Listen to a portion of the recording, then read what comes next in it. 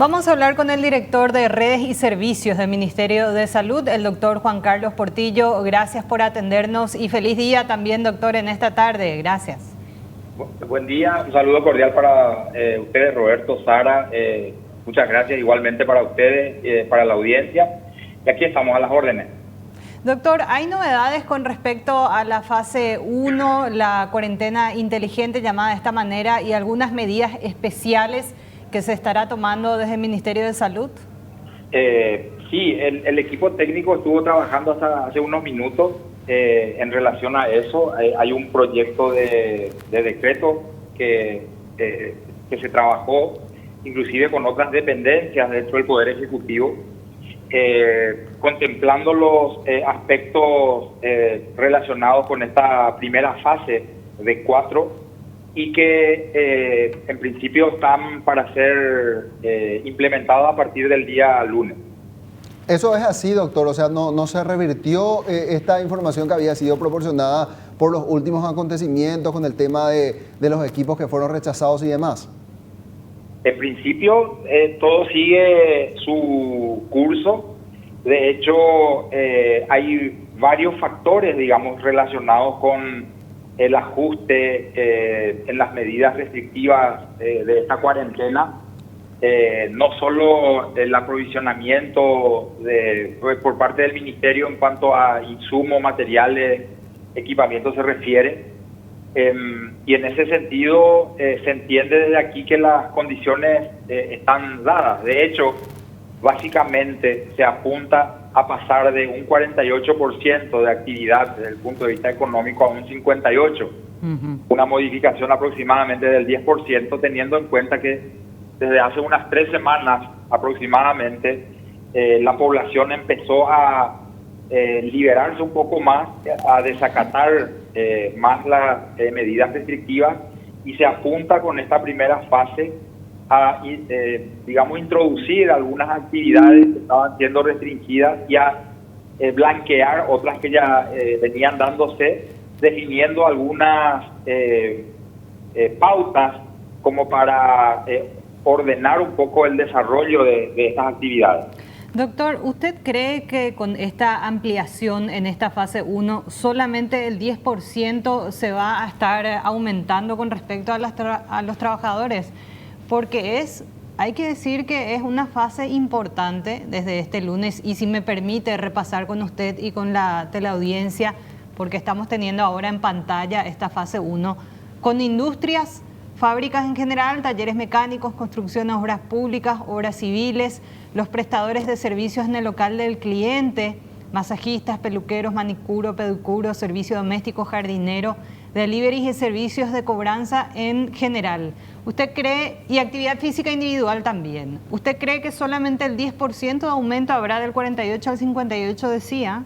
Y esas son las estimaciones que es una estimación de los que están trabajando en el área económica, ¿verdad? A partir de ahí es que nosotros tomamos eso como referencia. Pero hay algo que hay que tener en cuenta, ¿verdad? Sí. La implementación de estas medidas tiene una lógica que está relacionada con la conducta de la gente. Es decir, yo puedo estar, mi familia y yo podemos vivir en un vecindario donde estamos unas 20 otras familias. Y si cada una de estas familias cumple en su interior con las medidas de cuarentena, evitando el distanciamiento físico por fuera del núcleo familiar, no habría mayor problema. La posibilidad de que un virus o un germen infeccioso pueda propagarse se reduce prácticamente a nada. Por el contrario, si entre un grupo de 20 familias tenemos 15 que interactúan entre sí, que se visitan, que organizan reuniones sociales, y ponemos un germen allí, la situación va a rápidamente llevar a una propagación masiva dentro de ese grupo de 15 familias, ¿verdad? En el mismo contexto, si nosotros como ciudadanos individuales y dentro de nuestro núcleo familiar implementamos las medidas que son recomendación ya constante, tanto de prevención como de protección, el distanciamiento social, uso de tapabocas, lavado frecuente de manos, desinfección de objetos de nuestro entorno, y eso se replica a toda la población, a cada uno de los núcleos familiares, y también se cumple en los ámbitos de trabajo.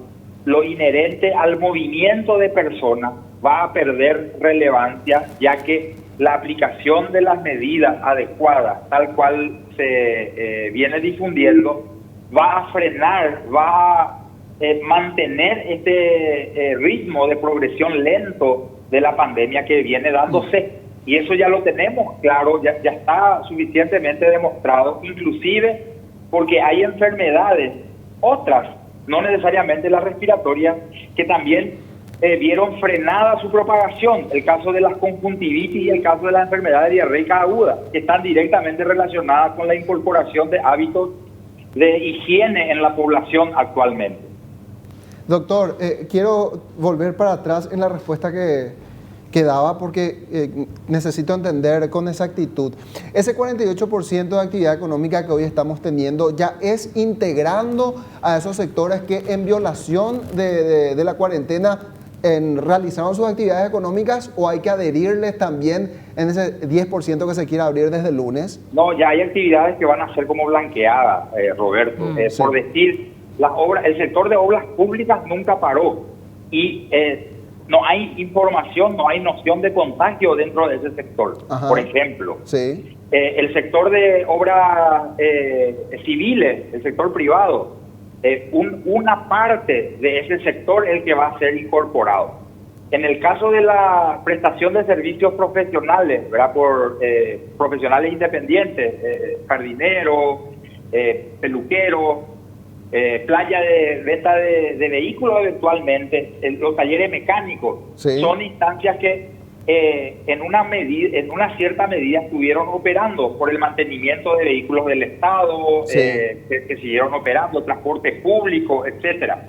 Entonces, ya se cuenta dentro de en ese balance a esos distintos sectores. Ya, y allí me imagino que ustedes también habrán tenido, como acaba de decirme, ese muestreo de que independientemente a que no estaban exceptuados, pudieron ver si se reproducía o no el virus en ese sector, y por de pronto no hay datos ciertos que eso haya sucedido, doctor.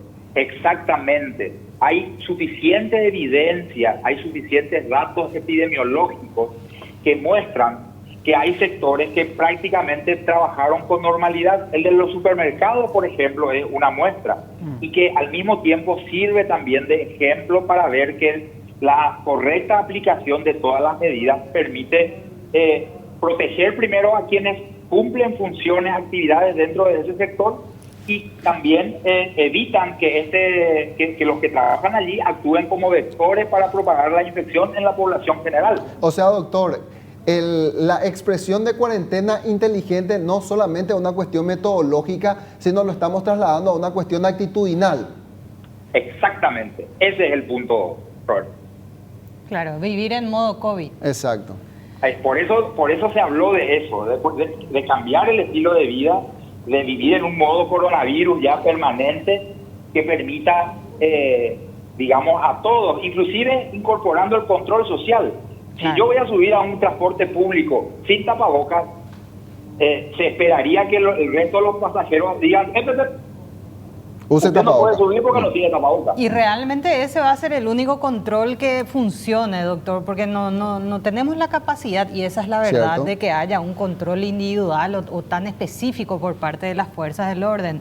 Doctor, usted decía, firmamos la parte sanitaria ya para lo que será el decreto. ¿Esta parte sanitaria tiene alguna novedad con respecto a lo que ya se había anunciado con anterioridad? A ver un poco, actividad física individual. Sí.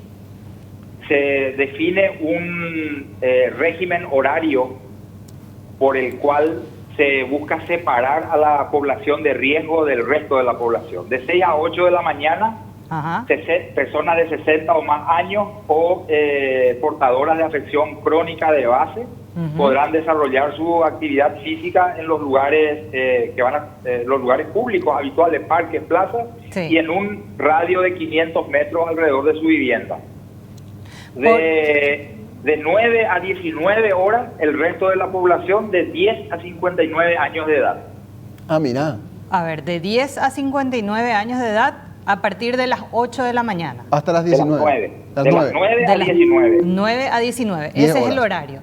Todos los lugares públicos, parques de la salud, Ñuguazú, lugares de municipios de esparcimiento, ¿todos están habilitados o hay alguno que no esté habilitado, doctor? La idea es habilitar todos los espacios que tradicionalmente son empleados para la actividad física, y se insta a autoridades municipales, departamentales, a generar otros espacios, incluyendo eventualmente el cierre temporal de calles que permitan volver peatonal el tramo de alguna avenida o algo así, para permitir que la gente pueda salir bajo ciertas condiciones, las que ya mencioné en cuanto a restricción de horario, y teniendo en cuenta las medidas de protección, ¿verdad? El uso de tapabocas, el distanciamiento físico.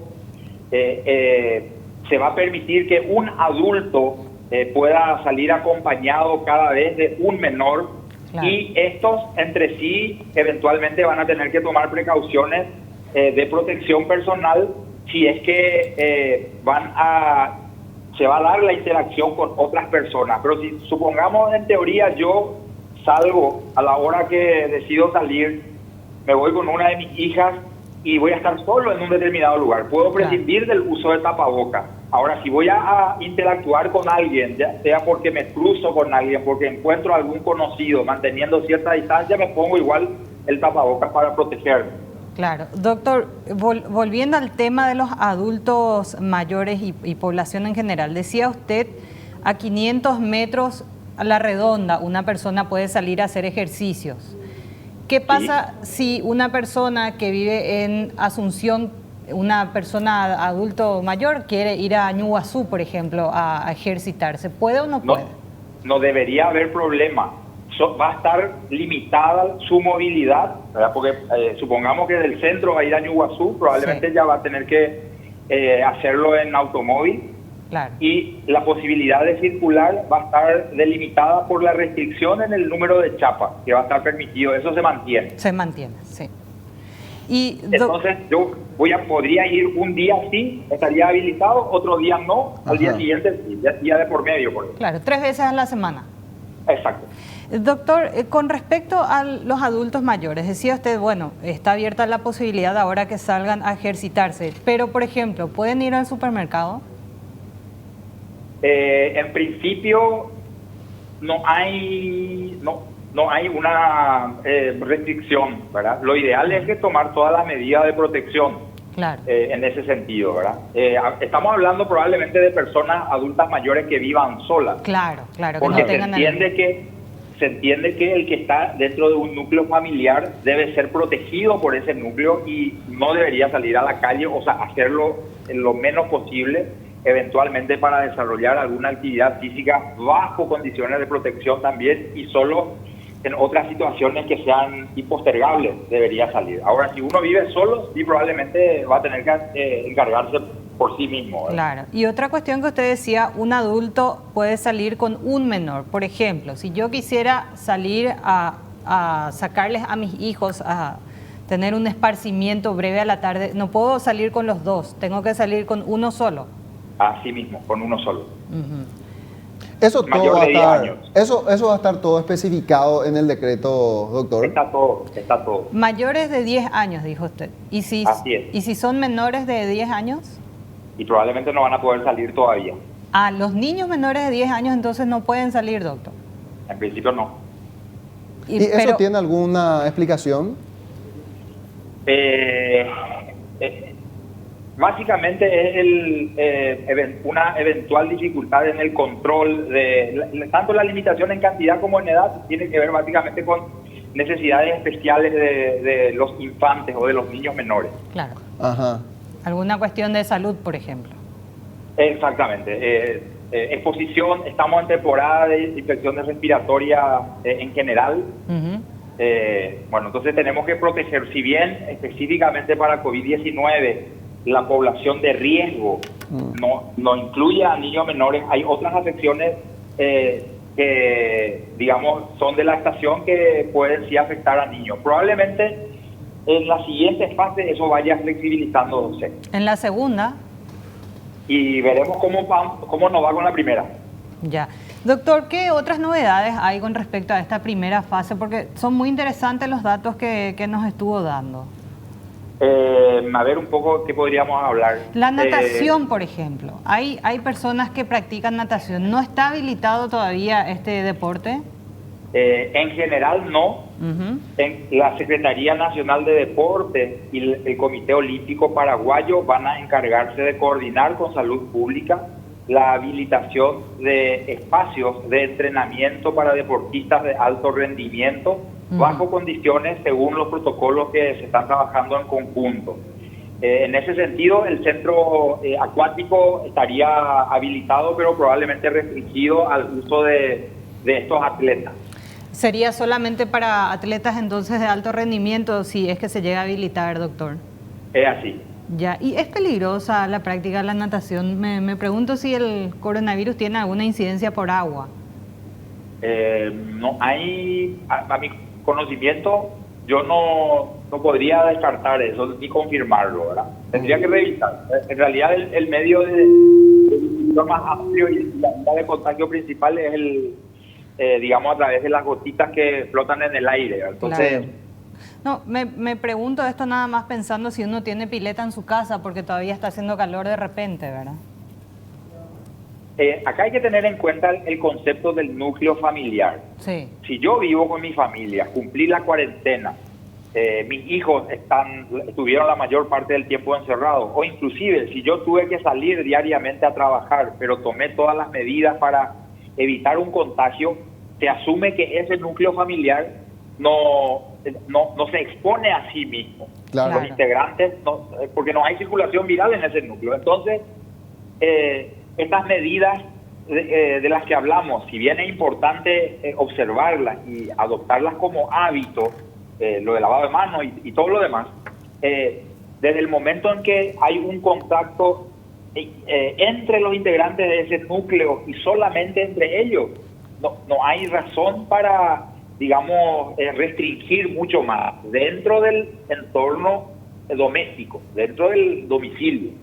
Ahora, si se habla de que, por ejemplo, una reunión familiar que incorpore a tíos, primos, eso ya hay que evitarlo absolutamente, porque ya es difícil que un núcleo familiar que interactúe con otro, ¿verdad? En esa interacción es difícil tener certeza de que el otro núcleo familiar cumpla con todas las medidas y que no haya alguien que pueda tener potencial infectante. Entonces se expone al riesgo de contagio en mayor o menor medida a mi núcleo familiar. Y eso sí hay que evitarlo. ¿Las reuniones de personas hasta cuánto se puede dar, doctor? Hasta 3. Hasta 3. Le pregunto porque en esta primera fase nos va a tocar el Día de la Madre. Entonces, todavía no se podrán hacer esas reuniones, esos almuerzos familiares, imagino. No deben hacerse, no deben. Estrictamente no, por los motivos que recién señalaba, ¿verdad? Sí, claro. A medida que se amplía la red de contactos, el riesgo de exposición aumenta. Y eso, si lo llevamos al seno de una familia donde hay personas que están en la franja de riesgo, entonces automáticamente se incrementa el riesgo para esa gente. Doctor, ¿y los gimnasios no todavía? No. Ni siquiera en una cantidad controlada. Absolutamente no, ni siquiera los clubes sociales y deportivos están habilitados a abrir sus puertas. Ya. Perfecto, doctor. Muchísimas gracias por estos adelantos. Todo esto se dará a conocer en el transcurso de la tarde. Es así, hay una reunión al final de la tarde, tengo entendido, hay una reunión a las 19 horas en el Palacio de Gobierno, el ministro está convocado para esa hora y probablemente habrá una discusión previa y a partir de ahí se dará a conocer el texto del decreto, ya refrendado por el presidente y el ministro Mazolé. Bien, doctor, nada más que agradecerle y reiterarle el saludo en este Día del Trabajador a todos ustedes que hoy más que nunca están siendo un ejemplo para cada uno de nosotros. Muchas gracias, igualmente, buen resto de jornada.